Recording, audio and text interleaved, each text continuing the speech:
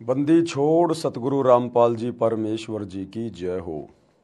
परमपिता परमात्मा सारी सृष्टि के रचनहार कुल मालिक असंख्य ब्रह्मांडों के स्वामी जगत गुरु तीनों लोकों में प्रवेश करके सबका भरण पोषण करने वाले राजाधिराज आत्माधार नाथों के नाथ देवों के देव महादेव सर्वेश्वर महेश्वर मृत्युंजय अजरो अमर आदि अनादि सनातनी प्रभु जगत पिता जगदीश्वर श्री श्री 1008 की उपाधि के वास्तविक अधिकारी अकाल मूर्त शब्द स्वरूपी राम वासुदेव सर्वगतम ब्रह्म परम पूज्य प्रथम पूज्य परम संत परम पुरुष परम धनी परम दयालु सत्य कबीर हक्का कबीर अल्लाहु अकबर बा खबर अल्लाह ताला जगत के तारणहार जगत के मुक्तिदाता जगत के जगन्नाथ हारे के सहारे हिंदुओं के राम मुसलमानों के अल्लाह सिखों के वाहिगुरु ईसाइयों के मसीह दया के सागर दया निधि करुणा के सागर करुणा निधि स्वयंभू परिभू संकट मोचन कष्ट हरण मंगल करण दुख भंजन अविगत कबीर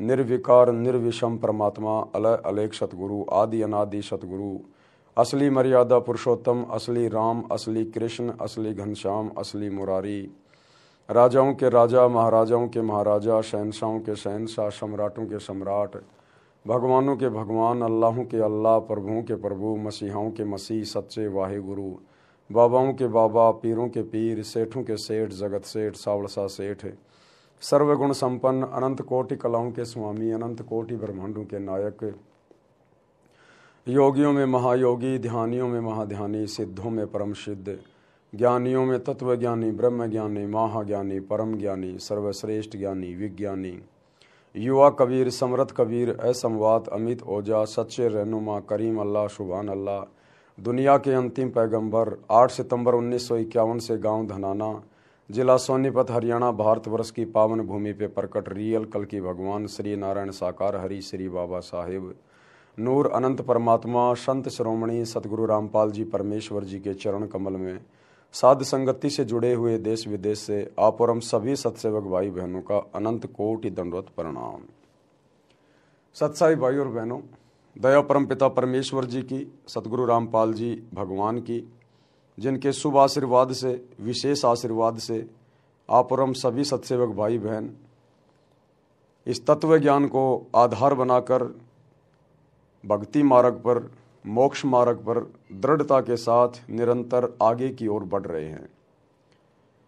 भाई और बहनों, इस कलयुग की पिछली पीढ़ी में सतगुरु रामपाल जी परमेश्वर जी की विशेष रजा से आप और हम सभी सत्सेवक भाई बहन साध संगति से जुड़े हुए हैं, क्योंकि साध संगति सतलोक के लिए परमात्मा की सतभक्ति का ट्रेनिंग सेंटर है। साध संगति से जुड़कर ही हम अपने गुरु को परमात्मा के रूप में जान सकते हैं, पहचान सकते हैं। और वर्तमान में पूज्य गुरुदेव जी आप और हम सभी आत्माओं के लिए हमें भक्ति मार्ग पर दृढ़ करने के लिए अपने मिशन के तहत हिसार जेल में बैठकर जो विशेष संदेश भेज रहे हैं, इन विशेष संदेश के ऊपर वीडियो बनाने की श्रृंखला जारी है। इसी श्रृंखला में आज हमारा ये 7वें नंबर का वीडियो है, यानी विशेष संदेश नंबर 7 पर आज हम गुरुदेव के ज्ञान आधार से उन्हीं के आशीर्वाद से विश्लेषण करेंगे। भाई और बहनों, गुरुदेव की बहुत बड़ी रजा हो रही है। गुरुदेव के कर कमल से लिखित बहुत सारी पुस्तकों के ऊपर सैकड़ों की संख्या में 2-2, 3-3 घंटे के वीडियो बन चुके हैं। जैसे यथार्थ भक्ति बोध का सरलार्थ, इस पुस्तक पर वीडियो बन चुके हैं। बरवाला कांड की सच्चाई, करोथा कांड की सच्चाई, भ्रष्ट जज कुमारक पर न्यायालय की गिरती गरिमा, सृष्टि रचना, इन पुस्तकों पर वीडियो बन चुके हैं। धरती पर अवतार पुस्तक पर वीडियो बन चुके हैं। भक्ति और भगवान पर वीडियो बन चुके हैं। कबीर सागर के सरलार्थ पे लगभग 60 वीडियो 3-3 घंटे के बन चुके हैं। मुक्ति बोध पर 31 वीडियो बन चुके हैं। और फिलहाल पूज्य गुरुदेव के विशेष आशीर्वाद से रोजाना रात्रि 8 बजे जीने की राह पुस्तक पर वीडियो बन रहे हैं। ये जीने की राह पुस्तक पर जो वीडियो बनाए जा रहे हैं, आज उसका पार्ट नंबर 4 चलेगा लाइव रात्रि 8 बजे इसी फेसबुक पेज पवन दासिस लाइव के ऊपर। और ये आम समाज के लोगों के लिए बहुत ही ज़्यादा महत्वपूर्ण वीडियो होंगे, इसलिए जीने की राह पुस्तक पर जो वीडियो बन रहे हैं, आप सभी भगत भाई बहनों ने इन वीडियोज़ को ज़्यादा से ज़्यादा शेयर करना चाहिए। और आप जो जुड़े हुए हैं गुरुदेव से, जिन्होंने गुरुदेव से उपदेश प्राप्त कर रखा है, उन भाई बहनों को चाहिए कि साथ संगति की वीडियो आप जी ज़्यादा से ज़्यादा देखें, ताकि आप जी वर्तमान में भक्ति पर दृढ़ होकर लगे रहें और मर्यादा तोड़ने से बचें। तो चलिए भाई और बहनों, शुरू करते हैं आज पूज्य गुरुदेव जी के मुख कमल से विशेष संदेश नंबर 7। और बीच बीच में जैसे परमात्मा दास को प्रेरणा करेंगे, दास आप जियों को समझाता रहेगा।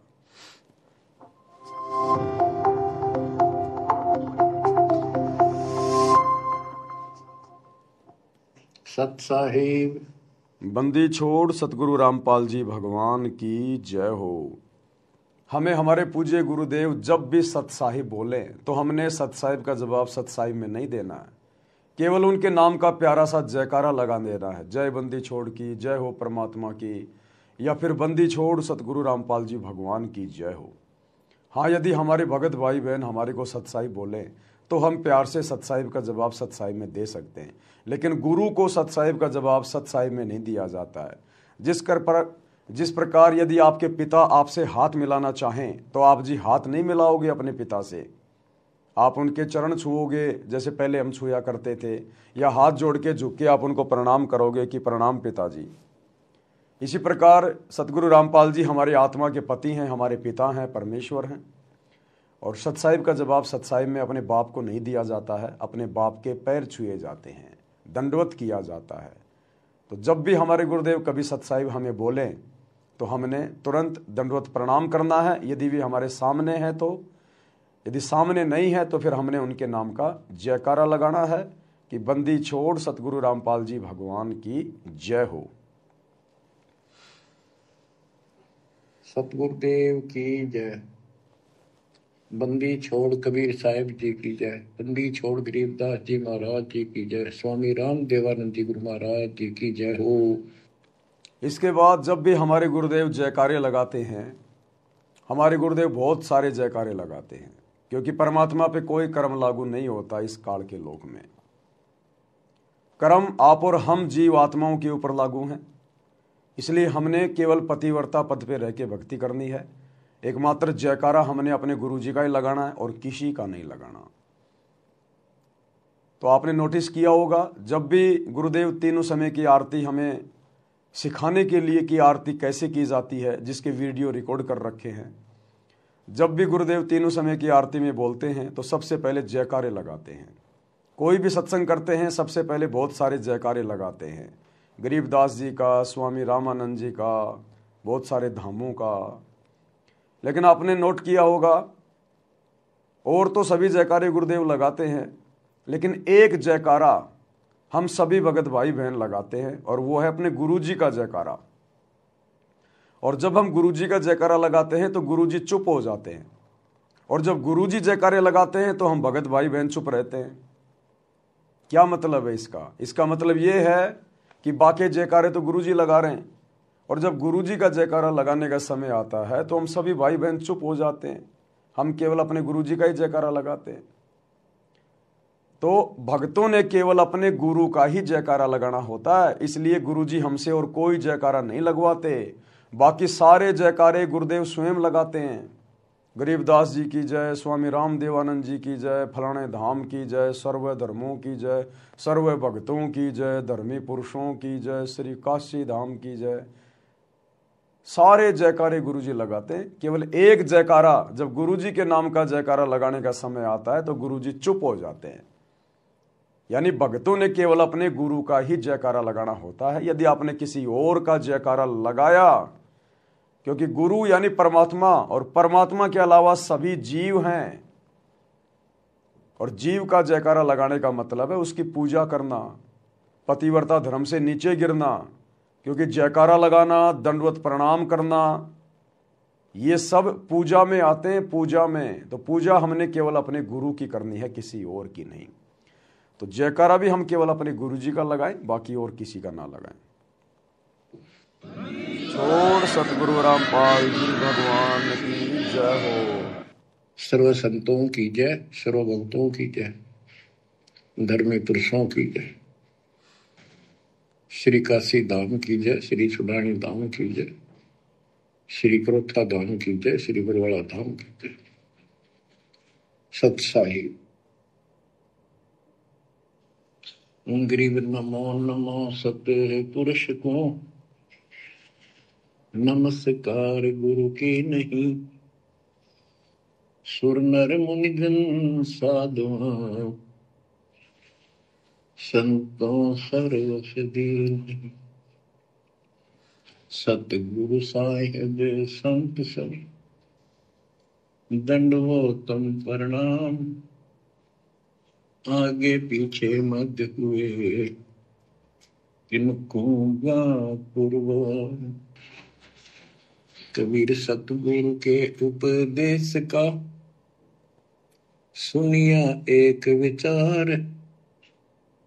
जय सतगुरु मिलते नहीं जाते नरक द्वार। जितना हो सके हम अपने गुरुदेव भगवान की महिमा करें, जितना हो सके अपने गुरुदेव भगवान की मर्यादाओं में रहें। हमारी सोच, हमारे विचार हमारे गुरुदेव भगवान के इर्द गिर्द रहनी चाहिए, इर्द गिर्द। क्योंकि अब हमें पता चल गया है ये तत्व ज्ञान लेकर कि ये जो मनुष्य देह स्त्री या पुरुष की हमें गुरुदेव ने दी है, ये केवल उनकी महिमा के लिए है, उनकी भक्ति के लिए है, उनको प्राप्त करने के लिए है। बाकी जितने भी कर्म हैं ये तो 84 लाख योनियों में सभी पशु पक्षी कर रहे हैं। ठीक है, जो आवश्यक जिम्मेदारियां दी है भगवान ने, एक पिता की भूमिका, एक बेटे की भूमिका, ये भूमिकाएं भी हमने निभानी है, ये जिम्मेदारियां भी हमने निभानी है। लेकिन सबसे प्रमुख जिम्मेदारी, सबसे बड़ी जिम्मेदारी अपने गुरुदेव भगवान की भक्ति मर्यादाओं में रह के करना, अपने गुरु को प्रसन्न करना। यानी भक्ति हमारी प्रथम प्राथमिकता होनी चाहिए इस मनुष्य शरीर को प्राप्त करके। यदि हम भक्ति अपने गुरु को प्राथमिकता पर लेकर करेंगे, प्रथम रख के करेंगे और मर्यादा में रह के करेंगे, तो बाकी जिम्मेदारियां भी परमात्मा आसान कर देगा, बहुत आसान कर देगा। जो बिना सतगुरु के बहुत मुश्किल हैं। इंसान सारा दिन बैल और गधे की तरह कमाता रहता है, लेकिन उसकी जिम्मेदारियां पूरी नहीं हो पाती। लेकिन यदि हम सतगुरु को शीश पे रख के चलेंगे, मर्यादाओं में चलेंगे, उनको प्रसन्न रखेंगे, तो सतगुरु हमारे लिए बाकी जिम्मेदारियां निभाना भी बहुत आसान कर देंगे, बहुत आसान। हमें पता ही नहीं चलेगा। पहले जहां हम 12-12 घंटे काम किया करते थे, अब केवल 5-6 घंटे में आसानी से हमारे घर का खर्चा चलेगा।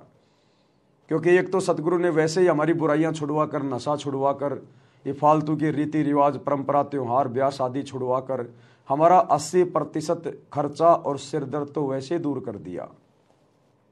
तो हमें ज़्यादा कमाने की जरूरत ही नहीं पड़ेगी, क्योंकि हम केवल इन्हीं चीज़ों के लिए तो कमाया करते थे।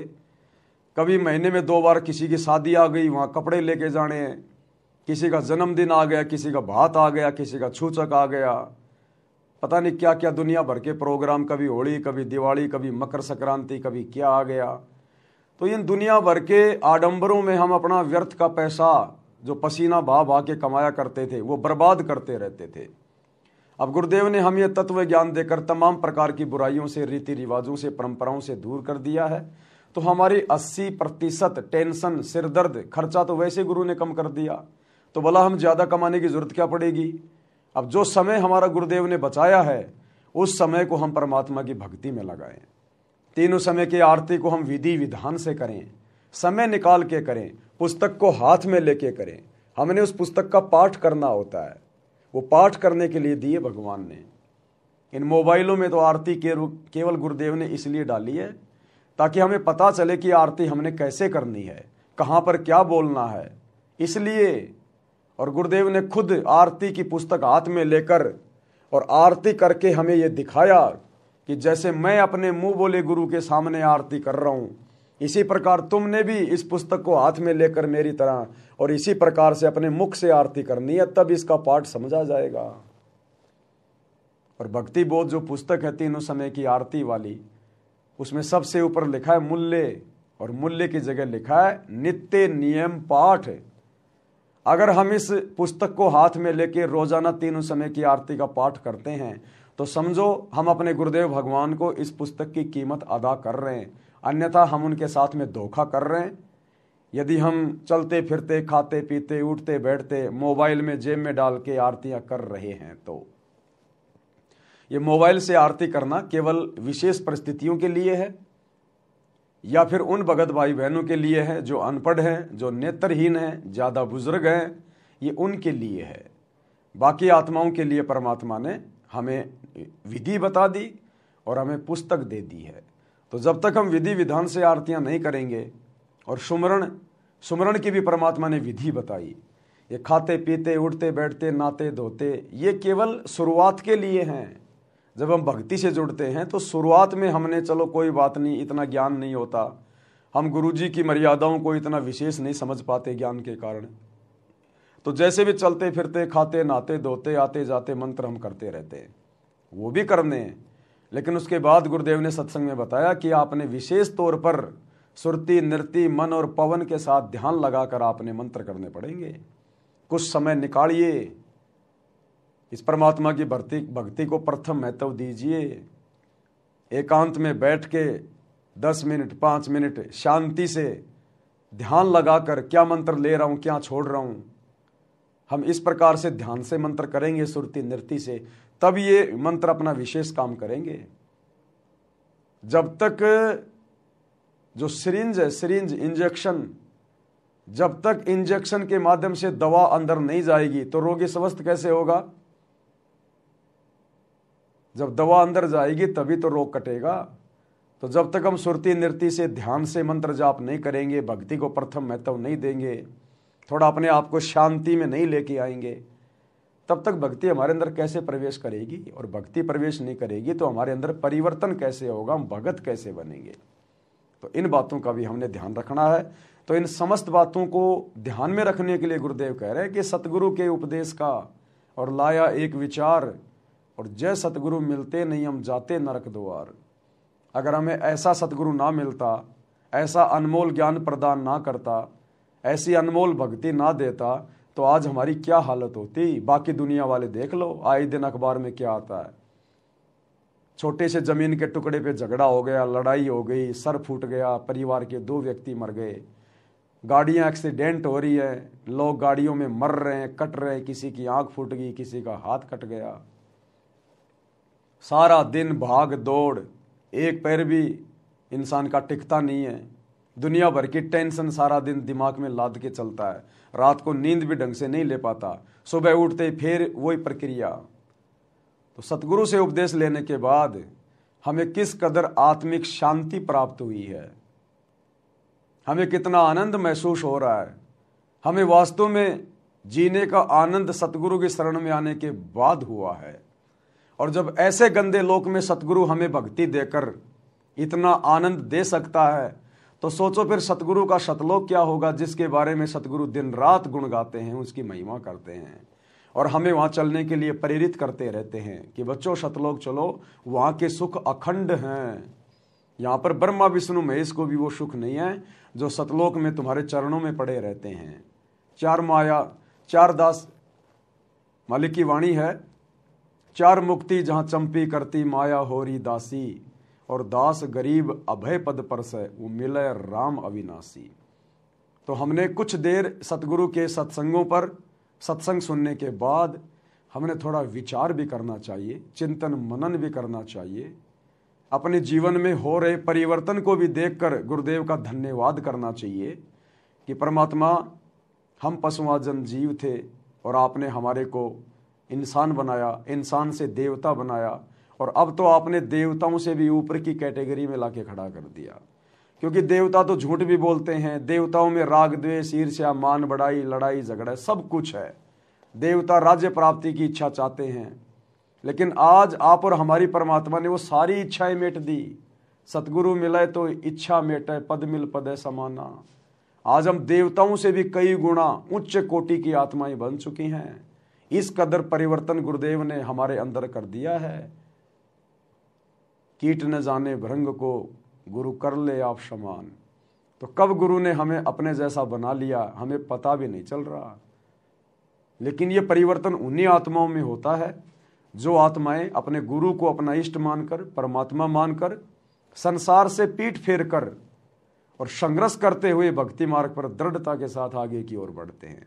वही आत्माएं अपने अंदर परिवर्तन महसूस कर पाती हैं, अन्यथा ज़्यादातर संगत आपको देखने को मिलेगी जब आश्रमों में आएगी, सत्संगों में आएगी, तो एक नंबर के भगत बने दिखाई देंगे, और जैसे ही आश्रम से बाहर निकलेंगे कोई कह भी नहीं सकता कि ये जगत वाले हैं या फिर ये भगत हैं। तो परमात्मा कहते हैं जो पतिव्रता स्त्री होती है वो घर में और बाहर एक समान रहनी चाहिए, क्योंकि उसका पति, उसका गुरु अंतर्यामी है, वो पल पल उसकी हर एक हरकत पे नजर रखता है। और यदि पति नाराज हो गया तो फिर औरत का फिर कहाँ सम्मान रह जाएगा, उसका तो जीना मुश्किल हो जाएगा। तो हम आत्मा हैं, हमारे गुरु हमारे पति परमेश्वर हैं, और ये अंतर्यामी हैं, समर्थ हैं, दिव्य दृष्टा हैं। हम इनसे कुछ भी नहीं छुपा सकते, अपनी मन की बात भी हम अपने गुरु से नहीं छुपा सकते। इसलिए मन में भी बहुत सोच समझ के विचार करें। जब भी हम कभी अपने गुरुदेव के बारे में बोलें या सोचें तो हमने ये सोचना चाहिए कि मैं गुरु जी के बारे में नहीं सोच रहा, मैं गुरु जी के बारे में नहीं बोल रहा, मैं परमात्मा कबीर जी के बारे में बोल रहा हूँ, परमात्मा कबीर जी के बारे में सोच रहा हूँ। हमने इस तरह सावधानी रखकर चिंतन मनन अपने गुरुदेव के विषय में करना चाहिए। अगर जरा भी त्रुटि हो गई तो परमात्मा हमसे कोसों दूर हो जाएंगे। इसलिए हमने गुरुदेव के उपदेशों पर, गुरुदेव के वचनों पर, गुरुदेव के सत्संगों पर हमने चिंतन मनन भी करना चाहिए ताकि हम आगे बढ़े। नरक द्वार में दूत सब करते खेचा तान, उनसे कभू नहीं छूटता, फिरता चारों खाने। कबीर चार खानी में भरमता, कबहू न लगता तार, सो फेरा सब मिट गया, मेरे सतगुरु के उपकार। बिना सतगुरु की सच्ची भक्ति के या आम इंसान तो छोड़िए, देश का राजा भी, ब्रह्मा विष्णु महेश भी अपने एक छोटे से संस्कार में परिवर्तन नहीं कर सकता। छोटे से संस्कार में श्री विष्णु जी को नारद जी का श्राप लगा था।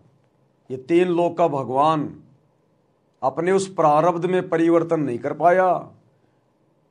अपने भतीजे नारद का श्राप भोगने के लिए पृथ्वी पर त्रेता में रामचंद्र रूप में आना पड़ा, रामचंद्र रूप में, बिना सतगुरु की सच्ची। और बाली को मारा था त्रेता युग में, द्वापर में उसको भुगतना पड़ा, द्वापर में उसको अपना वो कर्म काटना पड़ा।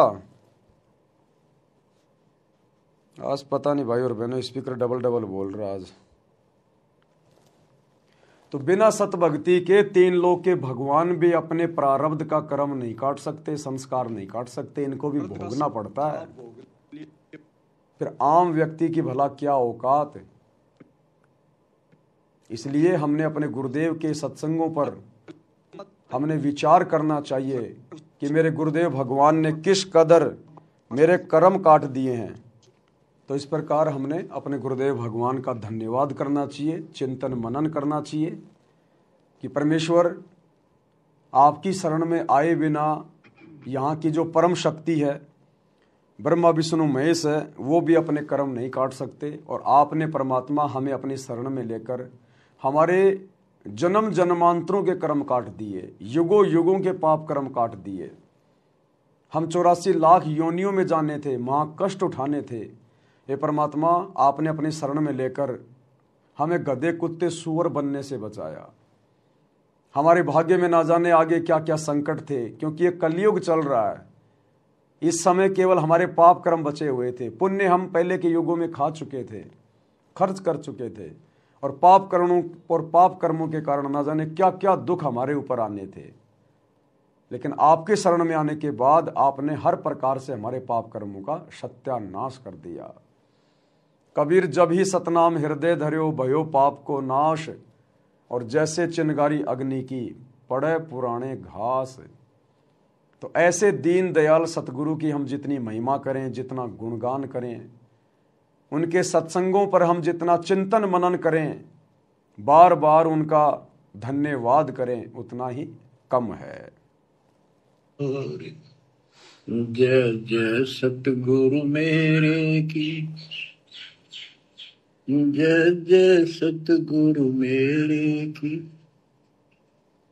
सदा साहिबी सुख से वसियो,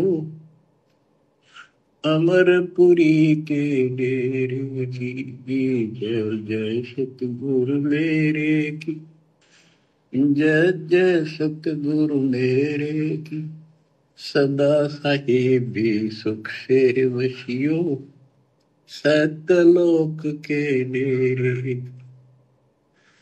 निर्विकार निर्भय तू ही, और सकल वैमान,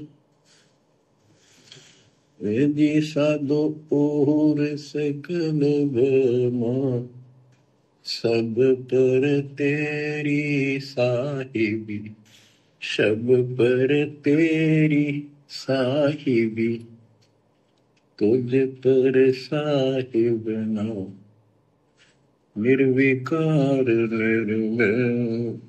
निर्विकार निर्भय तू ही, और सकल भयमान, सब पर तेरी साहिबी, तुझ पर साहिब नाय। आज हमें ऐसी समर्थ शक्ति सतगुरु के रूप में प्राप्त हुई है। असंख्य ब्रह्मांडों के स्वामी, जाके अर्ध रूम पर शकल पशौरा। ये पूरी सृष्टि 21 ब्रह्मांड काल के, 7 संख ब्रह्मांड अक्षर पुरुष के, सतलोक जिसका और छोर नहीं, ऊपर के तीनों लोक जिनके विषय में कहा नहीं जा सकता, ये सकल सृष्टि जिस कबीर भगवान के आधे बाल के ऊपर ठहरी हुई है।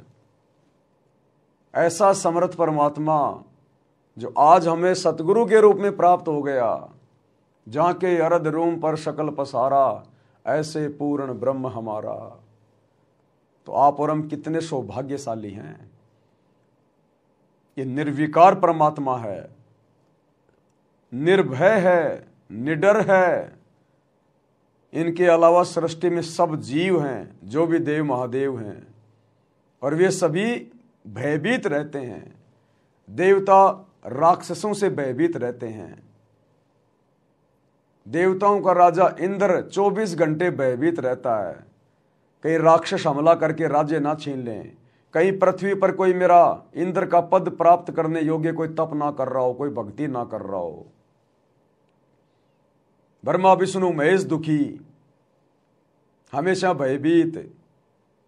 अक्षर पुरुष भी दुखी, वो भी भयभीत। 21 ब्रह्मांड का स्वामी काल भी भयभीत कि कहीं परमात्मा आकर जीवों को सतलोक ना ले जाए, मैं क्या खाऊंगा, मैं भूखा मर जाऊंगा। और आम प्राणियों की तो फिर औकात ही क्या है। धरती का राजा भयभीत। जैसे 4 साल पूरी होती हैं, 5वां वर्ष शुरू होता है, चुनाव आते हैं, 24 घंटे उसकी घिग्गी बंदी रहती है। 24 घंटे टेंशन, रात को गोली खा खा के सोता है कि अब की बार पीएम रहूंगा नहीं रहूंगा, अब की बार सीएम रहूंगा नहीं रहूंगा। एक सरपंच को चिंता शुरू हो जाती है, अगली बार क्या होगा, हारूंगा या जीतूंगा। आम आदमी तो 24 घंटे वैसे ही बेचारा भयभीत रहता है। किसी के ऊपर कर्जा चढ़ा हुआ है तो मांगने वालों का डर, परिवार के पालन पोषण में सारा दिन बेचारा भटकता रहता है। तो कहते हैं यदि सकल सृष्टि में एकमात्र कोई समर्थ है, निर्विकार निर्भय निडर है, तो केवल कबीर भगवान है। कबीर परमात्मा, देवों का देव, और वे देवों के देव आज हमें सतगुरु रामपाल जी के रूप में प्राप्त हैं। तो परमेश्वर हमें भी अपने जैसा बनाएंगे। बलिहारी गुरु आपना, घड़ी घड़ी 100 बार, मानु से देवता की आकरत न लाई बार। गुरु को कीजिए दंडवत कोटि कोटि प्रणाम, और कीट न जाने भृंग को, यूं सतगुरु कर ले आप समान। तो सतलोक ले जाने के लिए सतगुरुदेव भगवान हमें अपने जैसे गुणों से युक्त करेंगे। हम जीव हैं, हम पीव नहीं बन सकते, लेकिन पीव के कुछ गुण हमने अपने अंदर लाने पड़ेंगे। उनकी भक्ति से, उनके आशीर्वाद से, मर्यादाओं में रहकर सतभक्ति करने से, तब हम सतलोक के अधिकारी बनेंगे। और उसी के लिए गुरुदेव ने पूरी प्रोसीजर शुरू कर रखी है। उसी के लिए ये इतना संघर्ष, सत्संग, मर्यादा, एक भगत की भूमिका करके गुरुदेव हमें समझा रहे हैं कि एक भगत कैसा होना चाहिए, भक्ति मार्ग पर किस कदर उसने दृढ़ता के साथ मर्यादाओं में रहकर आगे बढ़ना चाहिए। ये सत्संग कर करके काललोक के कष्ट दुख परमात्मा ने हमें क्यों समझाए, क्यों बताए, ताकि यहाँ से हमारी आस्था हटे और सतलोक के सुखों में हमारी आस्था लगे। तभी तो हम ऊपर बढ़ेंगे, तभी तो हम सतलोक जा पाएंगे। अगर हमारी आस्था यहीं पर थोड़े बहुत सुख प्राप्त करके बनी रही तो भाई परमात्मा कहते हैं जहाँ आशा तहाँ बासा होई, मन कर्म वचन सुमरियो सोई। तो फिर बात वो की वो रह जाएगी। अगर पार नहीं हुए तो क्या फायदा फिर इस भक्ति पर लगकर इतनी मर्यादा निभाना, इतना संघर्ष करना, इतना समय देना, फिर क्या फायदा हुआ। तो भाई और बहनों, हमारा टारगेट केवल एक ही होना चाहिए।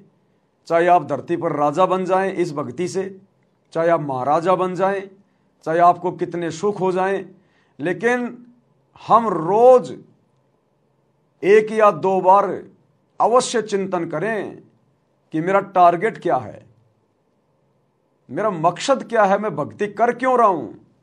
क्या ये सुख प्राप्त करने के लिए, क्या ये भौतिक सुख सुविधाओं का आनंद उठाने के लिए? नहीं, ये आनंद तो मैं करोड़ों बार राजा रहकर ब्रह्मा विष्णु महेश बनकर भोग चुका हूं, मेरे हाथ कुछ भी नहीं लगा। मेरा एकमात्र टारगेट, मेरा लक्ष्य केवल सतलोक है। और सतलोक के लक्ष्य को प्राप्त करने के लिए मेरे मार्ग में कोई वस्तु बाधा ना बन जाए। यदि कोई वस्तु बाधा उत्पन्न कर रही है तो चिंतन करना चाहिए कि कौन सी वस्तु आड़े आ रही है, उस बाधा को हटाने का प्रयास करना चाहिए। इसी को कहते हैं सत्संगों के ऊपर चिंतन मनन करना, मंथन करना, ताकि हमारा रास्ता क्लियर रहे और काल हमें किसी भी प्रकार से धोखा ना दे सके, हमें यहां पर फंसा ना सके, तब जाकर हमारी बात बनेगी।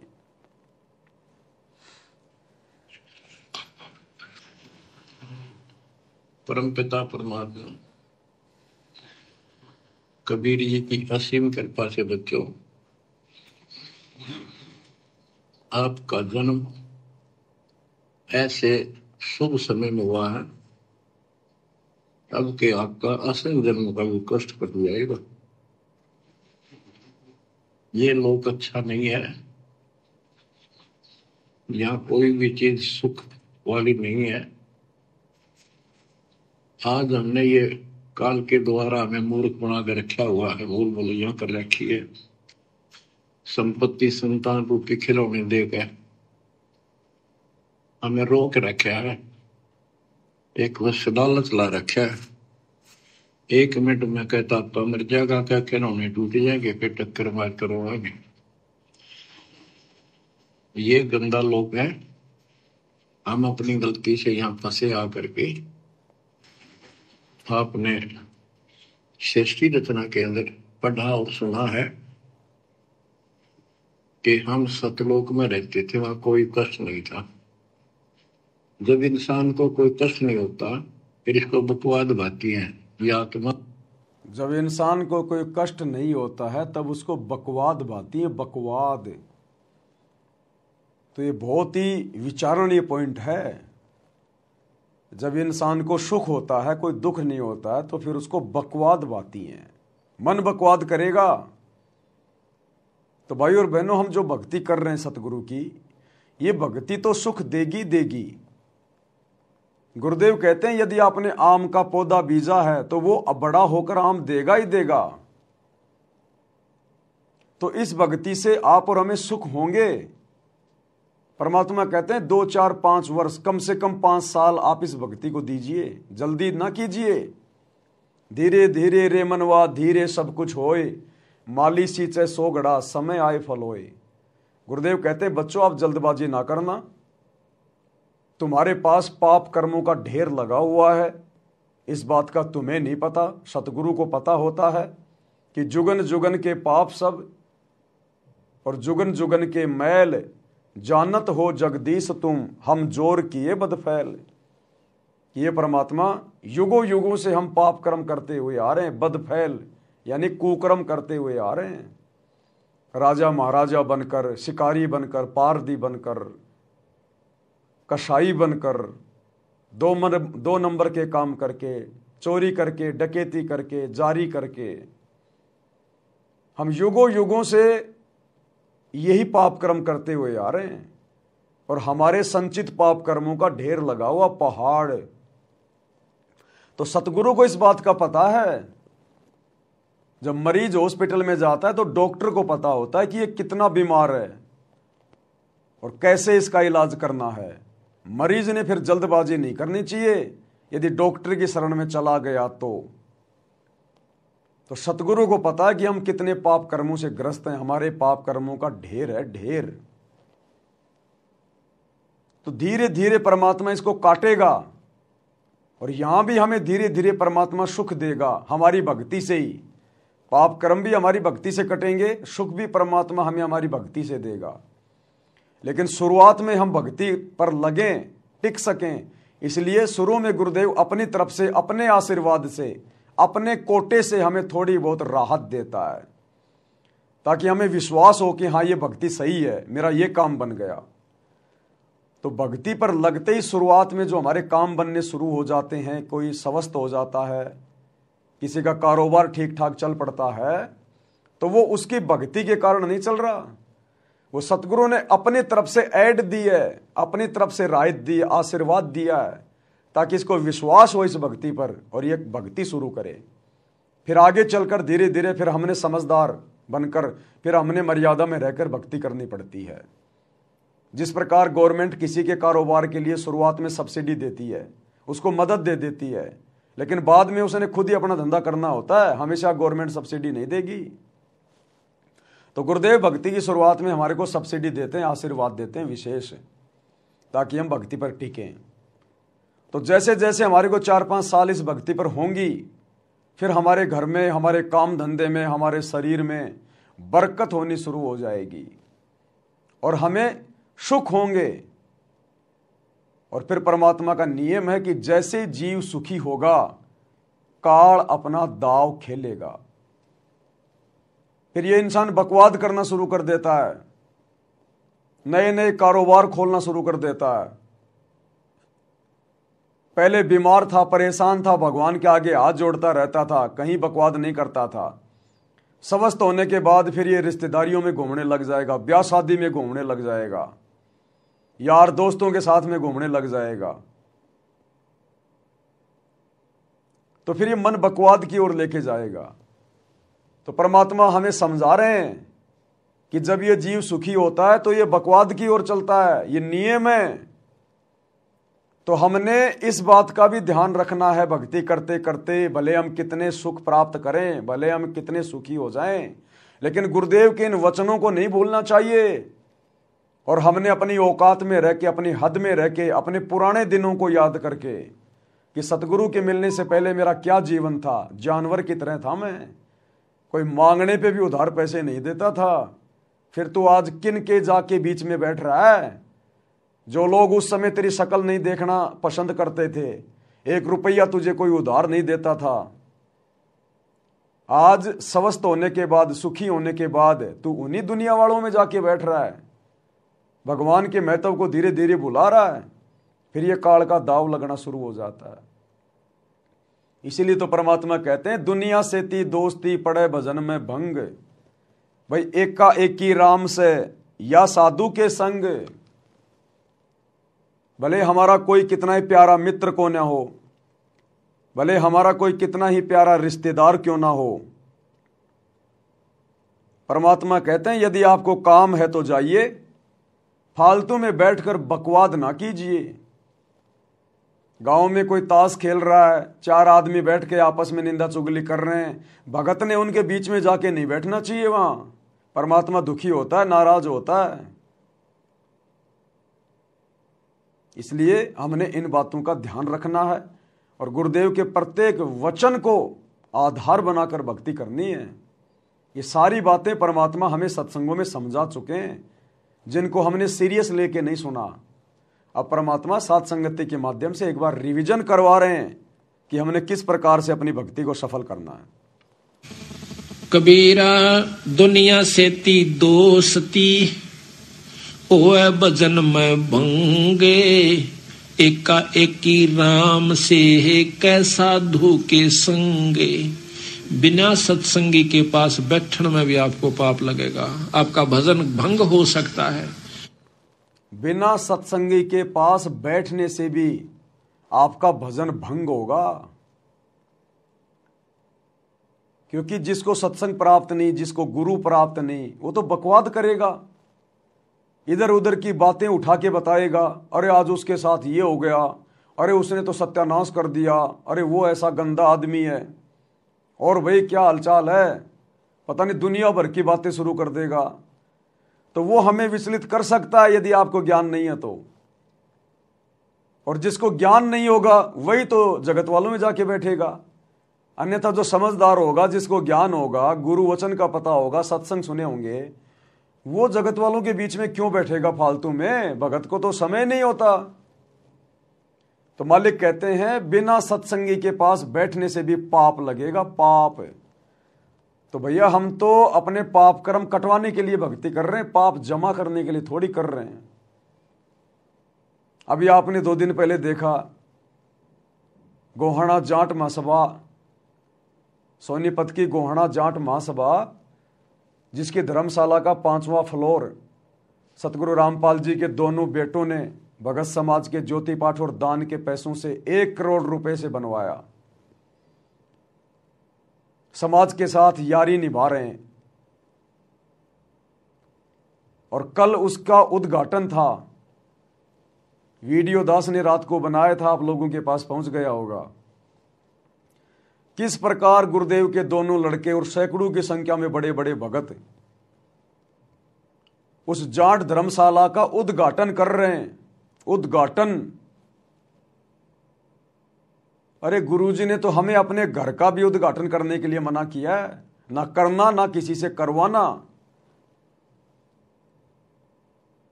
अगर आप नई दुकान खोली है, नया मकान बनाया है, उसमें प्रवेश करो तो परमात्मा का मंगलाचरण कर दो, मालिक की ज्योत लगा दो, बस।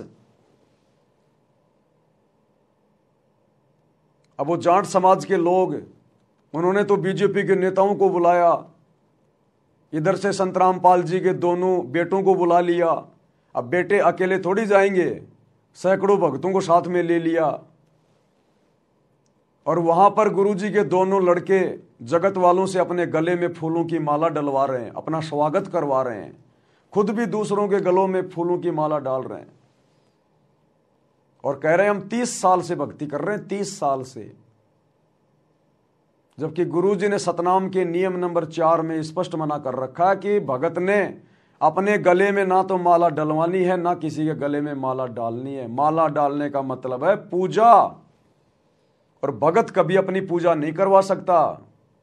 लेकिन भाई और बहनों, ये लोग बिल्कुल काल की गोद में बैठे हैं, काल की गोद में। इन्हें सतगुरु से, सतगुरु की मर्यादाओं से कोई लेना देना नहीं है। ये काल के द्वारा भेजे गए जीव हैं पृथ्वी पर। तो गुरु का वचन कभी झूठ नहीं हो सकता। साध वचन पलटे नहीं पलट जाए ब्रह्मांड, कि जब तुम्हें सुख होंगे तो फिर तुम बकवाद की ओर चलोगे। आज गुरुजी के परिवार को सुख है। इस काल के लोक में सुख कौन मानता है? जिसके पास पैसा हो, धन हो। तो संगत ने खूब ज्योति पाठ और दान दे दे के आज इनको धनी बना दिया, इनको पात्रों के हाथों में दान दे के इनको सुखी बना दिया। अब ये कुपात्र अपने भी कर्म फोड़ रहे हैं और दान देने वाली संगत के भी कर्म फुड़वा रहे हैं। तो गुरु का वचन झूठ नहीं हो सकता, मिथ्या नहीं हो सकता। भाई और बहनों, ये बहुत भयंकर षड्यंत्र है काल का। यदि हमने सतलोक चलना है तो हमने काल से मुंह फेरना पड़ेगा, काल की दुनिया से पीठ फेरनी पड़ेगी। भाई हम समर्थ के शरण में आ गए, अब हमें अपना सतगुरु किस चीज के भरोसे रहने देगा जो हम दुनिया की तरफ मुंह देख के चलें? हमें सतगुरु किस चीज के भरोसे रखेगा यदि हम भक्ति कर रहे हैं तो, जो हमें दुनिया से उम्मीद लगा के रखनी पड़ेगी? हमें अपने सतगुरु के अलावा किसी की आवश्यकता ही नहीं होनी चाहिए यहां पर। लेकिन फिर भी जानबूझकर गुरु का परिवार जगत में घुस रहा है। जगत में और एक समय परमात्मा ने बताया कि अपने से ठाड्डे के अंदर नहीं घुसना चाहिए, अपने से बड़े के अंदर कभी नहीं घुसना चाहिए। और इस काल लोक की दुनिया के हिसाब से हम भगत सबसे नीचे हैं, सबसे नीचे। यहां का एक सरपंच भी हमारे से ठाड्डा है, हमारे से ऊपर है सांसारिक दृष्टि में। इसलिए तो गुरुजी कहते हैं दुनिया से ती दोस्ती पड़े भजन में भंग। तो गुरुदेव ने बताया एक समय एक ऊंट मर गया और उसको जानवरों ने खा खा के अंदर से थोता कर दिया। ऊपर से बरसात हो गई तो एक गीदड़ था, गीदड़ वो ऊंट को खाता खाता अंदर से उसको खोखला कर लिया और उसके अंदर जाके खाने लग गया। अब बरसात हो गई, बरसात होने से ऊंट का पेट फूल गया और वो मुंह जो था वो बंद हो गया और वो गीदड़ अंदर ही रह गया। अब गीदड़ मार रहा टक्कर, अब वो द्वार खुल नहीं रहा, टट्टी पेशाब एक हो गई उसकी। बड़ी मुश्किल से घंटे 2 घंटे बाद मशक्कत करके वो बाहर निकला और निकलते ही गुरुदेव ने बताया उसने पीछे मुड़ के भी नहीं देखा, सीधा अपने कबीले में गया। और उसके यार दोस्त बोले रे कहाँ था, सारा दिन हो गया दिखाई नहीं दिया, कहाँ चला गया था। तो गिदड़ ने कहा भैया चला कहाँ गया था, आज एक एक्सपीरियंस तो हो गया। क्या? बोला अपने से ठाड्डे के अंदर कभी नहीं घुसना चाहिए, अपने से बड़े के अंदर कभी नहीं घुसना चाहिए। तो भाई और बहनों, वैसे तो बहुत सारी घटनाएं, बहुत सारे उदाहरण गुरुदेव हमें दे चुके हैं, लेकिन अब हमने गुरुदेव के परिवार को देखकर, क्योंकि आने वाले समय में गुरुदेव का परिवार जिस कदर अपनी दुर्गति करवाएगा यहां पर, क्योंकि हम भक्ति कर रहे हैं, मजाक नहीं कर रहे। ये नियम, ये मर्यादा सतगुरु की सबके लिए समान है, चाहे गुरु का परिवार हो या चाहे 1000 किलोमीटर दूर बैठा हुआ कोई बिहार का भगत हो। ये तो आप और हमारी सोच है, नादान सोच है कि गुरुजी ने अपने परिवार को छूट दे रखी होगी, या गुरु का परिवार गुरु के लिए कोई विशेष होगा, या कोऑर्डिनेटर या गुरुजी के साथ में रहने वाले कोई विशेष होंगे। अगर डॉक्टर के बेटे को भी कैंसर हो गई है और डॉक्टर उसका इलाज कर रहा है, तो उस बेटे के लिए भी वही परहेज होंगे जो एक गांव के कैंसर के व्यक्ति के लिए होंगे। अब यदि वो डॉक्टर का बेटा ये समझ कर कि मेरा बाप तो डॉक्टर है, मेरा क्या बिगड़ेगा, और वो परहेज नहीं निभा रहा, जो मर्जी खा रहा पी रहा है, टाइम पे दवाई भी नहीं ले रहा, तो भैया वो कैंसर ना तो डॉक्टर देखेगी ना बेटा देखेगी। तो इसी प्रकार सतगुरु रामपाल जी का परिवार, उनके बेटा बेटी, भाई बंधु रिश्तेदार और ये कोऑर्डिनेटर इसी गलतफहमी में जी रहे हैं कि गुरुजी तो मेरा बाप है, गुरुजी तो मेरा पति है, गुरुजी तो मेरा मामा है, गुरुजी तो मेरा भाई है। कोऑर्डिनेटर सोच रहे हम तो गुरुजी के साथ आश्रम में रहा करते थे, हमें तो गुरुजी बहुत अच्छे से जानते हैं। अरे गुरुजी तुम्हें बहुत अच्छे से जानते हैं, लेकिन ये गुरुजी के नियम और मर्यादाएं किसी को नहीं जानती। अरे तुम गुरुजी के बेटा बेटी हो सकते हो, लेकिन मर्यादाओं के बेटा बेटी नहीं हो। जिस प्रकार आप चाहे प्रधानमंत्री के कितने ही अजीज हैं, कितने ही उसके निकट हैं, लेकिन जो देश का संविधान है, वो संविधान तो उसी प्रकार से न्याय करेगा जैसे आम व्यक्ति के साथ में होता है। वो धाराएं, वो नियम, वो संविधान आम व्यक्ति पर भी उतना ही लागू होता है और प्रधानमंत्री के परिवार पर और उसके दोस्त पर भी उसी कदर लागू होता है। तो वर्तमान में गुरुजी का परिवार इस गलत फहमी में जी रहा है, और अभी इनका कुछ विशेष जो बिगड़ नहीं रहा ना, वो बिगड़ इसलिए नहीं रहा क्योंकि एक तो इनके पास में भक्ति धन थोड़ा ज्यादा है, अभी इनकी बैटरी चार्ज है,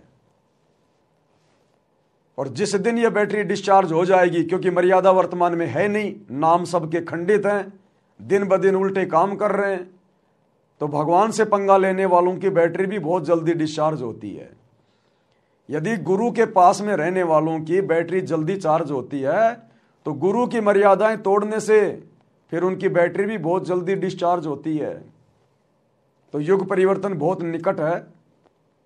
ये आसमान को छूते हुए दिखाई देने वाले गुरु जी के परिवार वाले ये कब पाताल लोक में समा जाएंगे पता भी नहीं चलेगा, देखते ही देखते।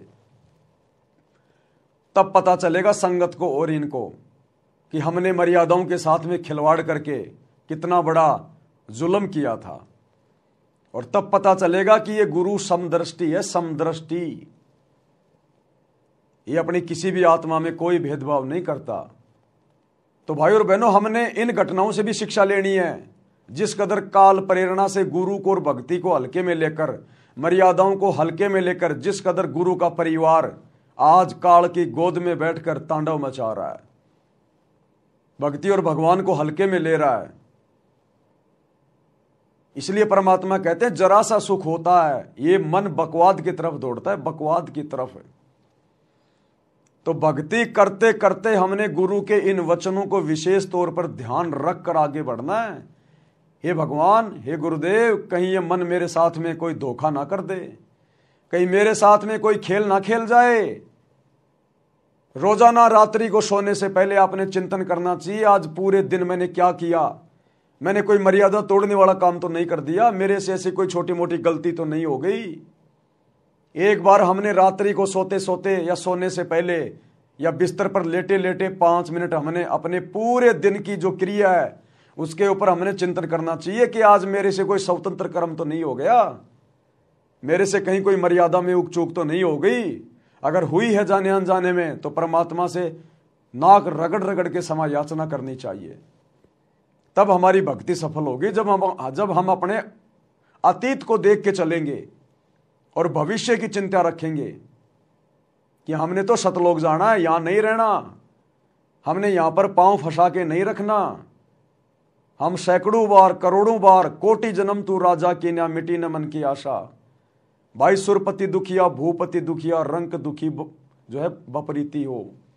ये सारे उदाहरण गुरुदेव ने दे रखे कि यहां देवताओं के राजा भी सुखी नहीं है, खुद ये तीनों देवता भी सुखी नहीं है, तुम कैसे सुखी हो सकते हो। इसलिए भूलो मत भक्ति, मर्यादाओं को हल्के में मत लो, क्योंकि गुरु बार बार आपको दबाव दे के नहीं समझाएगा। गुरु 24 घंटे आपके पीछे नहीं लगा रहेगा। गुरु जी ने सार्वजनिक तौर पर ज्ञान दे दिया, अब उन सत्संगों को आधार बनाकर हमने आगे बढ़ना होगा। फिर तो इस प्रकार से भाई और बहनों, सतगुरु का एक एक वचन परम सत्य है कि जरा सा सुख हुआ नहीं और ये काल इस जीव को तुरंत दबोच लेगा, तुरंत। इसलिए परमात्मा कहते हैं जगत वालों के साथ में जो अनुपदेशी हैं, चाहे वो रिश्तेदार हों चाहे यार दोस्त हों, यारी दोस्ती तो भक्ति में हमने रखनी नहीं है। यदि हमारा कोई यार दोस्त भी है तो हमारा गुरु है, गुरु। अनुपदेशी व्यक्ति चाहे कोई भी हो, कितना ही प्यारा क्यों ना हो, यदि विशेष काम है तो उसके संपर्क में आइए, अपना काम कीजिए, तुरंत लौट के आइए। वो आपको बहकाने का प्रयास करेगा, अरे भाई बैठ जा, बहुत दिनों में आया, अरे बच्चों चाय बनाओ रे, तुम्हारे चाचा जी आए। बोले भाई साहब माफी चाहता हूं, समय नहीं है, फिर कभी देखेंगे। निकल लो उसके बोलते बोलते। एक बार अगर बैठ गए तो वो तुम्हें देने वाला कुछ नहीं है। तुम्हारे मेमोरी कार्ड में उल्टी सीधी बातें भरेगा, इधर उधर की बातें, तुमसे झूठी हाँ भरवाएगा। अरे यार वो नहीं है क्या वो फलाना फलाना, अरे बड़ा निकम्मा आदमी यार वो, उसने उसके साथ ये कर दिया। आपसे झूठी हाँ भरवाएगा, आप बैठे बैठे करोगे हाँ हाँ हाँ हाँ हाँ हाँ, निंदा चुगली में हाँ मिला के परमात्मा के दोषी बनोगे। और उसके घर की चाय पी के, उसके घर का पानी पी के पाप के भागी बनोगे, क्योंकि वो अनुपदेशी है। उसके ऊपर तो 3 लोक का भार चढ़ा हुआ है, पाप कर्म है उसके। हम उसके घर का पानी पिएंगे तो भी हम उसके कर्म बंटवा रहे हैं, उसके घर का खाना खा लिया तो भी हम उसके पाप कर्म खा रहे हैं। इसलिए मालिक कहते हैं दुनिया से ती दोस्ती पड़े भजन में भंग, एकाएकी राम से या साधु के संग। एकाएकी राम से यानी अपने गुरुजी से लगे रहो। एकाएकी राम से मोबाइल में सत्संग चला दिए, सुन लिए, अपना काम कर रहा है, नहीं तो अपना लेट रहा है। एकाएक ही राम से अपनी आरती कर ले, सुमरन कर ले, सत्संग सुन ले, कोई शब्द गा ले, या साधु के संग, या अपने किसी भगत भाई बहन के पास चला जा अगर फ्री है तो, अगर कोई आसपास में है तो, या किसी भगत भाई बहन से मोबाइल पे अपनी बातें हो गई, परमात्मा की चर्चा हो गई, तो कहते हैं भगत ने इस कदर अपने भक्ति जीवन को जीना है, सफल करना है। इसलिए परमात्मा कह रहे हैं इस वाणी में, कबीरा दुनिया से ती दोस्ती ओए भजन में भंगे, एका एकी राम से है कै साधु के संगे। बिना सत्संगी के पास बैठने में भी आपको पाप लगेगा, आपका भजन भंग हो सकता है। तो इसलिए बताया, या तो अपने सत्संगी दौरा जा बैठे या फिर अपना नाम पर ला गया रहे। अगर आप किसी दूसरे के पास बैठोगे हुक्का पाड़ पे, तो जान देने का लो पी लो मेरे यार, तो कहेगा ना मन तो छोड़ दिया, क्यों क्या हो गया भाई, नाम ले लिया, ओ तुरे सोचू खा कर बिल्ली ने गया आज करन चाली, हो गई ना वो गलती। वो जगत वाले तो जबरदस्ती करेंगे। गुरुजी के दोनों लड़कों ने तो मना भी नहीं किया। जब जगत वाले उसके गले में माला डालने लगे तो गुरुजी के लड़कों ने तो मना भी नहीं किया। अगर मान लो वो मना भी करते कि नहीं नहीं भाई अब माला नहीं डलवाएंगे, क्यों, अरे हमारे गुरुजी के नियम है भाई, माला डलवाना पूजा में आता है और हम ठहरे जीव। अरे यार क्या फर्क पड़ा है, देखियो नेताजी ने माला डलवा रखी, मैंने डलवा रखी, ये सोचो ये खा के बिल्ली कहें हज करण चाली, ले ले ले जबरदस्ती डाल देंगे। लेकिन यहां तो गुरुदेव के दोनों बेटों ने मना भी नहीं किया, हंसते हंसते अपनी गर्दन नीचे कर रहे हैं कि डाल दो काल की फांसी मेरे गले में, डालो काल की फांसी, और दोनों ने डलवा ली। इसलिए गुरुजी मना करते हैं साध कि दुनिया से ती दोस्ती पड़े भजन में भंग। अब पड़ गया ना भजन में भंग। खैर इनकी तो पहले से ही सैकड़ों मर्यादा टूटी हुई है, ये तो जब से भक्ति से लगे हैं तभी से इनकी मर्यादा नहीं है, अब क्या नई मर्यादा टूटेगी। लेकिन गुरुजी के सत्संग के अनुसार ये उदाहरण है, गुरुजी का वचन गलत नहीं हो सकता। इन्होंने दुनिया से दोस्ती निभाई, जबरदस्ती जाकर वो जाटों की धर्मशाला बनवाई, अपने जाट भाइयों की। इनमें जातिवाद इतना अंदर तक समाया हुआ है। क्या मतलब था उन अनपदेशियों की धर्मशाला बनवाने का, संगत का पैसा और बर्बाद कर रहे हो तुम वहां पर। ये जबरदस्ती की यारी दोस्ती निभाई, यारी दोस्ती निभाई तो देखो कैसे फिर काल कर्म फोड़ता है। सबसे पहले तो कर्म फोड़ दिए, करोड़ों रुपया जाट धर्मशाला बनवाने में लगा दिए, भक्तों का ज्योति पाठ और दान का। खुद के तो फोड़े से फोड़े, बेचारी संगत के भी फोड़ दिए, क्योंकि पैसा तो संगत का, ज्योति पाठ का। उसके बाद उसके उद्घाटन पे गए, गले में माला डलवा के अपना सम्मान करवाया, अपनी पूजा करवाई, वो गुरुजी की मर्यादा तोड़ दी। भाई और बहनों, ऐसे परमात्मा हमें सावधान करते हैं, और उदाहरण आप जी देख ही रहे हो साथ साथ में। यानी 36 ताने मारेगा और फिर नो कहेगा भाई काल न तो रोटी भी छुटवाओगे तेरी, यो नारा सत्संग देखा। तो आपके मन में विक्षेप हो सकता है, 1 दिन में, 2 दिन में, 3 दिन में, तो जरूर अपना रंग वो चढ़ा के मानेगा। तो इस करके उड़ा बैठे नहीं उस दौरे, अपना सत्साहिब कर उठ कर चलता बना।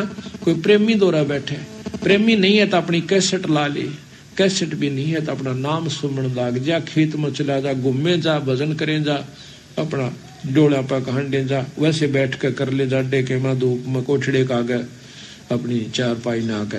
तो कहते हैं कबीरा रसरी पाँव में के सोवे सुख चैन, यो श्वास नंगारा कूच का तेरा बाज रहा दिन रहने। परमात्मा कहते हैं कबीरा रस्सी पाँव में तू के सोवे सुख चैन, कि तेरे पैरों में तो काल की रस्सी पड़ी हुई है और तू मस्ती में है, तुझे मर्यादाओं का कोई ख्याल ही नहीं है, गुरुजी के वचनों का तुझे कोई डर ही नहीं है। कहते हैं बेटा क्या सो रहा है, अभी तू 21 ब्रह्मांड में बैठा है, सतलोक में नहीं है, जो तू इतना खुल के मर्यादाओं को हल्के में ले रहा है। इस काल में फंसाते हुए 1 सेकंड भी नहीं लगती, 1 सेकंड भी। तो भाई और बहनों, जिन्होंने सतलोक जाना है, क्योंकि सत्संग उनके लिए किए जाते हैं, मर्यादा उन भक्तों के लिए होती हैं जिनको सतलोक जाना होता है।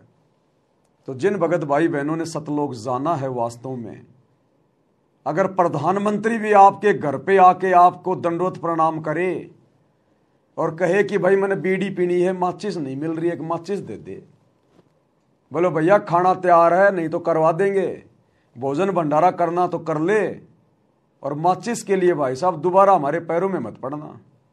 ये माचिस तो अगर हमें कोई 3 लोगों का राज दे दे तो भी हम उसकी तरफ थूकने वाले भी नहीं हैं। ये कुकर्म करने के लिए माचिस नहीं देंगे, बुराई करने के लिए नहीं देंगे। तने खाना बनाना है, तने सर्दियों में हाथ सेकने हैं तो माचिस ले जा, 2 ले जा, लेकिन बीड़ी सिगरेट पीने के लिए माचिस नहीं देंगे, उल्टे काम करने के लिए कोई चीज नहीं देंगे। हमने तो इस कदर यहां पर दृढ़ और सावधान रहना है, फिर परमात्मा पीठ पीछे खड़ा रहेगा, पीठ पीछे।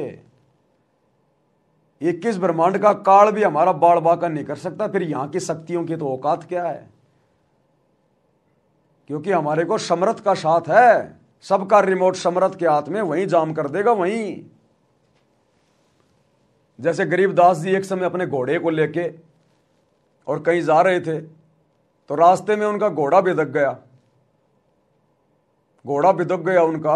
अब वो तो मालिक की लीला थी, उन्होंने बिदकाया, उनका घोड़ा बिदक गया और दूर भाग गया खेतों में। अब खेतों में लोगों की फसल खड़ी थी, घोड़े ने वो फसल अपने पैरों से बर्बाद कर दी।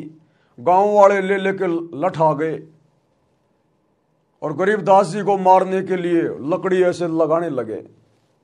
उसी समय गरीबदास जी ने यूं हाथ कर दिया, वो सारे के सारे आदमी जैसे थे वैसे के वैसे वो पत्थर से बन गए, ऐसे कैसे खड़े हो गए, स्तब्ध, ना अले ना डुले, जाम हो गए। किसी ने यूं कर रखा था मारने के लिए तो यूं ही हो गया बस वो। और बातें सारी सुन रहे थे, बातें सारी सुन रहे थे, देख रहे थे, लेकिन शरीर जाम हो गया।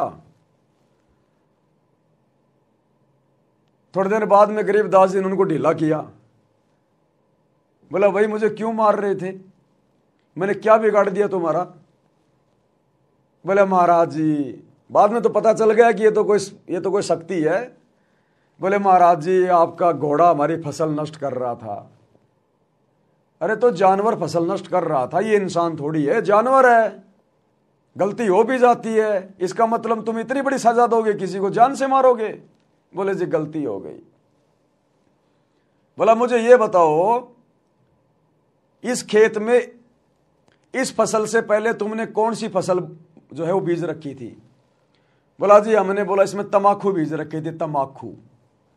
तो गरीबदास जी ने कहा नालायको, ये मेरा घोड़ा जानवर, इसको भी इसमें बदबू आई जो तुमने ये इसमें तमाकू बो रखी थी पहले, उसके बाद में साफ सफाई करके तुमने दूसरी फसल बीज रखी है, उस पहले वाली तंबाकू की फसल के कारण मेरे घोड़े को भी बदबू आई और उस बदबू से बिदक कर ये दूर भाग गया, और तुम तंबाकू पी रहे हो, तुम तंबाकू पी रहे हो। उसके बाद उन लोगों ने माफी मांगी। तो कहने का मतलब है जैसे गरीबदास जी ने उनको बिल्कुल जाम कर दिया अपने आशीर्वाद से, इसी प्रकार हम उसी गरीबदास के रूप में जो 350 साल पहले आए थे कबीर परमात्मा, वही कबीर परमात्मा आज हमारे गुरुदेव के रूप में है, सतगुरु रामपाल जी के रूप में। ये परम शक्ति है, एक क्षण में पूरी सृष्टि को जाम कर दे, जिनके एक वचन से सूर्य चांद सितारे ब्रह्मांड लोक ये सब चल रहे हैं, एक वचन से, जिन्होंने एक वचन से पूरी सृष्टि रच डाली, वो एक वचन से इसको जाम करना तो छोड़ो, इसको नष्ट कर दे, पता भी नहीं चले, चुटकी भर राख बना दे, पूरी सृष्टि की चुटकी भर राख। आज हम ऐसे समर्थ की शरण में हैं। फिर भाई मर्यादा निभाते निभाते, गुरु को परमात्मा मानकर भक्ति करते करते, फिर हमने डर किस बात का?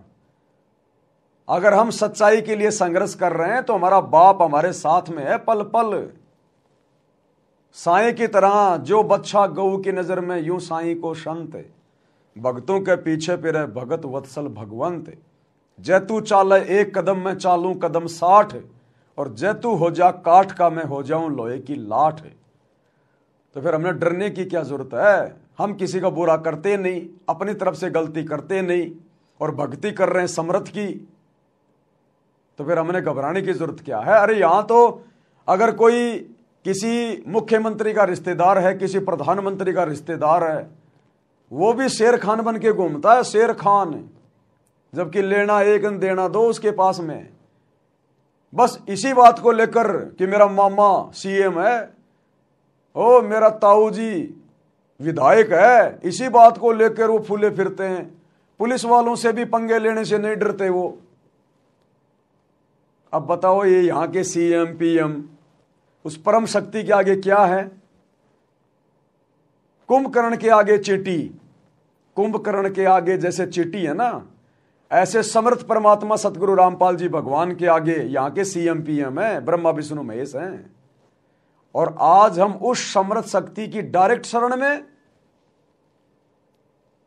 तो भला फिर हमने डरने और घबराने की जरूरत क्या है? डरता और घबराता हुआ जो गलत करता है, जो गुरु की मर्यादा तोड़ता है, फिर गुरु साथ नहीं देगा भाई। चाहे तू कितना ही प्यारा है, फिर गुरु तेरा साथ नहीं देगा, फिर तो चोट खानी पड़ेगी जो गलती कर दी वो। तो इस प्रकार भाई और बहनों, आप सभी भाई बहनों ने अपने गुरुदेव की मर्यादाओं को, उनकी भक्ति को प्रथम महत्व देकर आगे बढ़ना है। हम सतलोक में रहते थे, वहां कोई कष्ट नहीं था। जब इंसान को कोई कष्ट नहीं होता, फिर इसको बकवाद भाती है, ये आत्मा अब ऐसी गिर गई। और जिसको कोई कष्ट है, जैसे शरीर में है या परिवार में है या कोई धन संपत्ति का अभाव है, तो इसका किसी चीज में रुचि नहीं रहती, दुखी रहता है, ना बकवादवादी। लेकिन परमात्मा सुख सागर है, इसकी शरण में आने के बाद फिर दुख नहीं रहता। और थोड़ा बहुत कष्ट ये स्वयं रखता है कि इसकी अकल ठिकाने लगी रहे।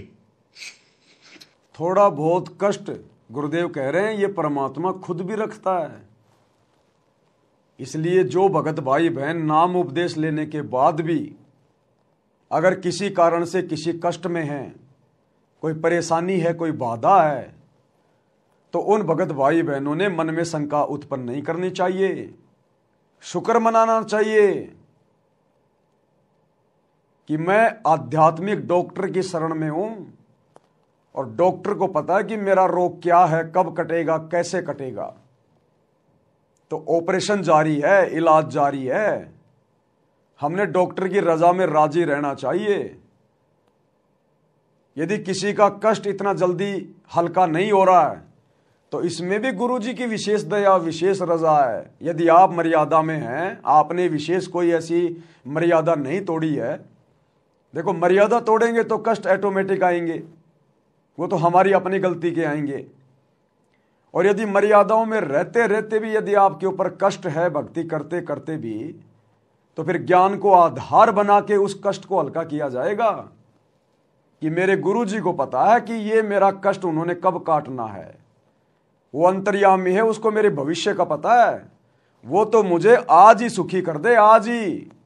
लेकिन उसको पता है कि यदि आज ही इसको सुखी कर दिया, ये 4 दिन बाद ही बकवाद करने लग जाएगा, ये भक्ति से दूर होके बैठ जाएगा, ये भक्ति को हल्के में लेने लग जाएगा। क्योंकि मालिक कहते हैं ज्ञान संपूर्ण हुआ नहीं, हृदय नहीं छिदाए, और देखा देखी भक्ति का रंग नहीं ठहराए। अरे 650 साल पहले परमात्मा तुरंत लाभ दिया करते थे और हम लोग बकवाद करने लग जाते थे, बकवाद करने। एक बार गुरुदेव ने बताया कि काशी में एक कोडी आया, किसी के कहने से सुनकर कि वहां जाते दुख दूर होते हैं। वो कोडी जिसके पूरे शरीर पे फुंसियां, मक्खियां भिनभिनारी, मवाद आ रही, बदबू मार रहा, वो मालिक की शरण में आ गया। बोला परमात्मा बहुत दुखी हूँ, बहुत परेशान हूँ। बोले भाई भक्ति कर, भक्ति से दुख कटेंगे भाई। बोला जी भक्ति तो नहीं होती, ये दुख भक्ति करने नहीं देता। तो परमात्मा ने कहा कि और कितने हैं तेरे जैसे? बोला जी काशी में तो बहुत हैं। कितने? बोला जी 360 हैं, क्योंकि उसने सब गिन रखे थे। अब एक गांव में कोई शराबी है, आप उससे पूछ लो कि इस गांव में और कितने शराबी हैं, वो अपनी पार्टी के सभी लोगों का एड्रेस रखता है। बोला जी 360 हैं। तो बोला सबको ले आ। अब वो तो गया और सबको इकट्ठा करके आ गया दूसरे दिन। अब परमात्मा ने उनके दर्द को देखकर और सबको परमात्मा ने आशीर्वाद देके तुरंत ठीक कर दिया। 2-4 दिन में बिल्कुल उनका कोड साफ है। अब गुरुजी बता रहे हैं कि 2-4-5 दिन तक जब तक उनको वो दर्द था तब तक तो वो सत्संग में आते थे, सेवा पानी करते थे।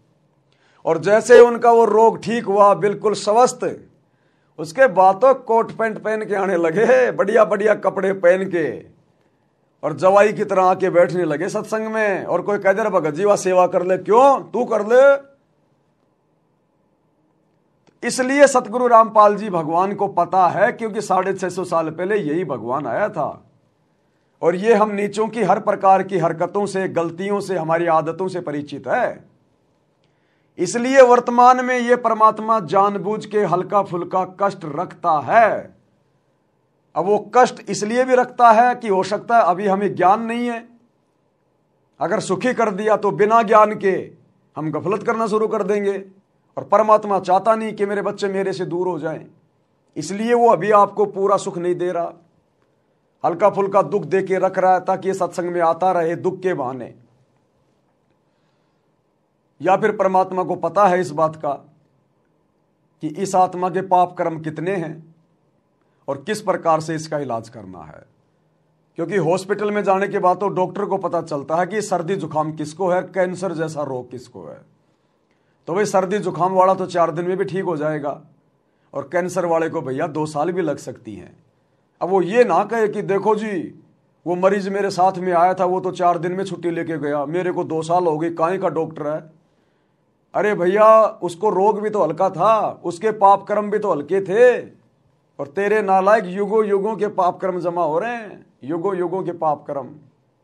अब एक तो कपड़ा थोड़ा सा मैला है, वो तो पानी और साबुन लगाने से साफ हो जाए, और एक किसी जो है मैकेनिक का कपड़ा है वो पूरा का पूरा काला हो रहा है, तो भैया उसको तो फिर ड्राई क्लीन करवानी पड़ती है, और ड्राई क्लीन करने वाला 2-3 दिन लेता है।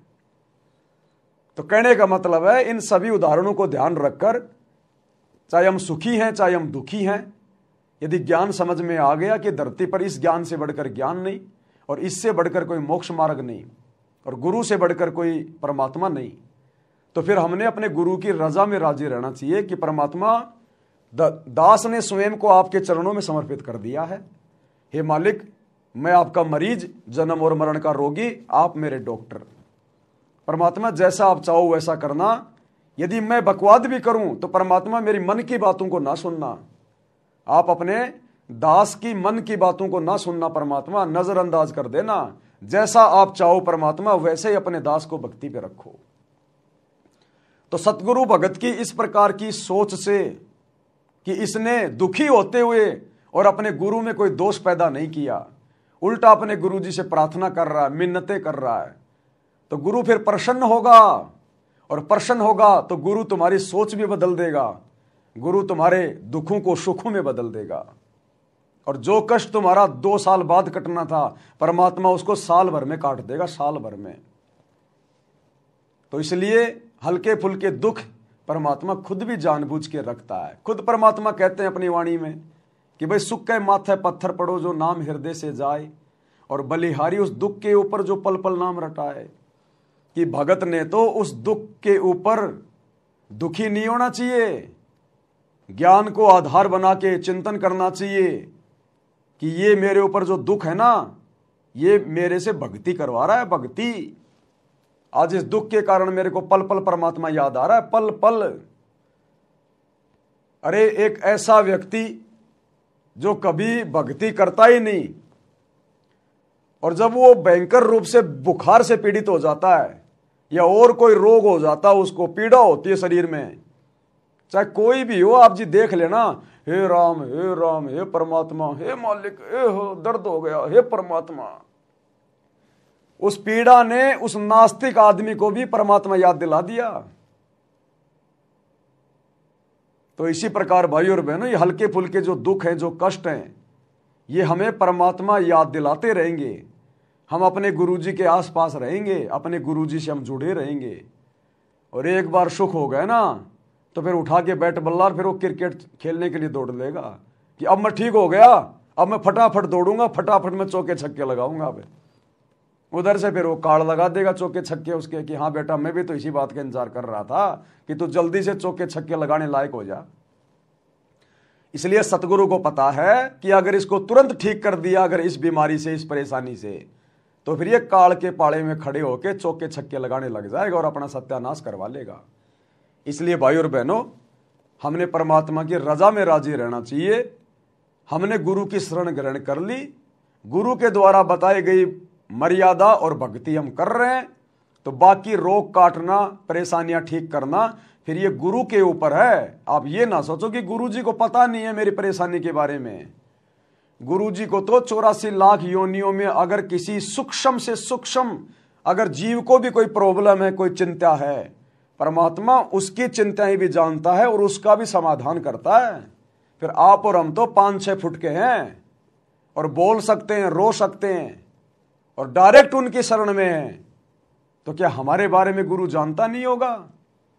इसलिए मन में ये भाव भी आ जाना कि क्या पता गुरु जी को मेरे बारे में पता है कि नहीं है, ये भी गुरु जी के प्रति अविश्वास को दर्शाता है।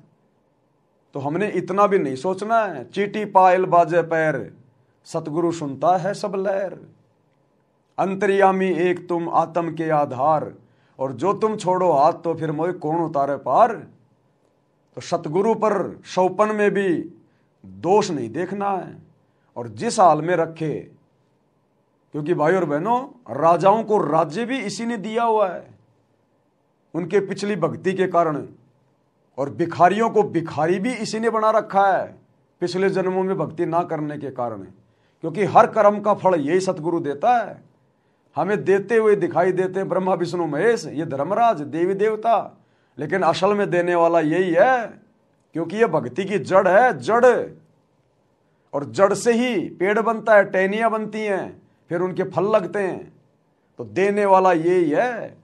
फैक्ट्री में महीने के दिन सैलरी देता हुआ तो मैनेजर दिखाई देता है, ठेकेदार दिखाई देता है, लेकिन उस मैनेजर को और ठेकेदार को वो हजारों लोगों की तनख्वाह दी किसने? फैक्ट्री के मालिक ने। तो इसी प्रकार आज हम डायरेक्ट उस मालिक की शरण में हैं और हम पल पल उसकी नजर में हैं। वो शौपन में भी हमारे से दूर नहीं होता। अरे हम तो वैसे उसको भूल जाते हैं सांसारिकता में, काम धंधे में। रात को सो जाते हैं तो हमें क्या याद रहता है? कुछ याद नहीं रहता। हम रात को सो जाते हैं, हमें कुछ पता है? हम तो मरे हुए के समान हैं। लेकिन जब हम सो जाते हैं तब भी हमारा गुरु हमारा ध्यान रखता है। अरे नींद में हम करवटें लेते हैं, हमें तो पता ही नहीं, हम तो सोए पड़े। वो करवटें कौन ले रहा है? वो करवटें हमें कौन दिला रहा है नींद में? कभी हम इधर हो जाते हैं, कभी उधर हो जाते हैं। तो नींद में वो करवटें भी हमें हमारा बाप, हमारा सतगुरु दिला रहा है कि मेरे बच्चे का हाथ ना दब जाए, मेरे बच्चे का हाथ ना दब जाए, इसको कोई पीड़ा ना हो जाए। वो नींद में करवटें भी हमें हमारा बाप सतगुरु दिला रहा है, हमारा इतना ध्यान रखता है। हम भूल जाते हैं लेकिन वो नहीं भूलता हमारे को। इसलिए भाई और बहनों, हमने अपने गुरुजी पर शौपन में भी संदेह नहीं करना। दुनिया चाहे कुछ भी बोले, चाहे काल भी आके और गुरुजी के गांव के व्यक्ति का रूप बना के और हमें चाहे कुछ भी पाठ पढ़ाए कि तू किसके चक्कर में फंस गया, ये तेरा बाबा रामपाल तो मेरे साथ में स्कूल में पढ़ता था, मैं अच्छे से जानता हूं। अरे हम दोनों इंटरवल में बीड़ी के सुट्टे मारा करते, ये भी वो बाबा बन गया। तो कहीं आप ये सोच लो कि यार ये तो गुरुजी के गांव का है, गुरुजी के साथ पढ़ा करता था, ये झूठ क्यों बोलेगा? तो 30 साल से तेरा गुरु जो बोल रहा है वो तो झूठ हो गई, और 2 मिनट में एक ऐरे गहरे आदमी ने कुछ भी बोल दिया वो तेरे लिए सही हो गई। तो क्या खाक ज्ञान समझा फिर हमने गुरु का? काल ऐसे तो तोड़ेगा, ऐसे तो उल्टी सीधी चाल चलेगा, ऐसे तो छल कपट करता वो हमारी मर्यादाओं को भंग करवाने के लिए, और गुरु में दोष आ गया तो फिर सारी भक्ति का सत्यानाश हो गया। क्योंकि मनसा पाप हो गया ना। मनसा पाप तो बहुत भयंकर पाप है। यानी मन में यदि आपने किसी के प्रति गलत सोच लिया, उसको कहते हैं मनसा पाप है। तो भाई और बहनों, हमारा गुरु क्या है, क्या होना चाहिए हमारे लिए, ये हमने विशेष तौर पर चिंतन मनन करते समय भी ध्यान रखना चाहिए कि हम परमात्मा के बारे में बोलने जा रहे हैं, हम परमात्मा के बारे में सोचने जा रहे हैं, और किस कदर पाक और शुद्ध होकर सोचा जाता है, उस हिसाब से हमने व्यवहार करना अपने गुरु जी के साथ में।